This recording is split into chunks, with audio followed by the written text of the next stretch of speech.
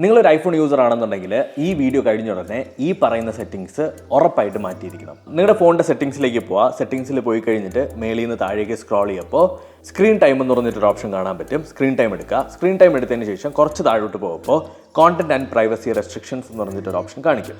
അത് ക്ലിക്ക് ചെയ്യുക. ക്ലിക്ക് ചെയ്തതിന് ശേഷം കുറച്ച് താഴേക്ക് പോവുക. താഴേക്ക് പോകുന്ന സമയത്ത് അലോ ചേഞ്ചസ് ടു എന്ന് പറഞ്ഞിട്ട് ഒരു കാറ്റഗറി കാണിക്കുന്നുണ്ടാവും.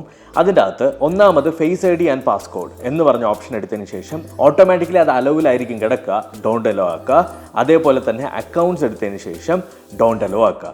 ഈ രണ്ട് ഓപ്ഷൻ നിങ്ങൾ എനേബിൾ ചെയ്ത് കഴിഞ്ഞാൽ നിങ്ങളുടെ ഫോണിൻ്റെ സെറ്റിംഗ്സിൻ്റെ അകത്ത് നിങ്ങളുടെ ആപ്പിൾ ഐ ഡി ഇങ്ങനെ ഗ്രേഡ് ആയിട്ടായിരിക്കും കിടക്കുക. ദാറ്റ് മീൻസ് നിങ്ങളുടെ ഫോൺ അൺലോക്ക് ചെയ്ത ഒരാൾ എടുത്തു കഴിഞ്ഞാലും നിങ്ങളുടെ ഫോണിൻ്റെ പാസ്കോഡ് മാറ്റാൻ പറ്റുകയോ അല്ലെങ്കിൽ നിങ്ങളുടെ ഐക്ലൗഡ് ലോഗ് ഔട്ട് ആക്കാനോ അവർക്ക് സാധിക്കില്ല.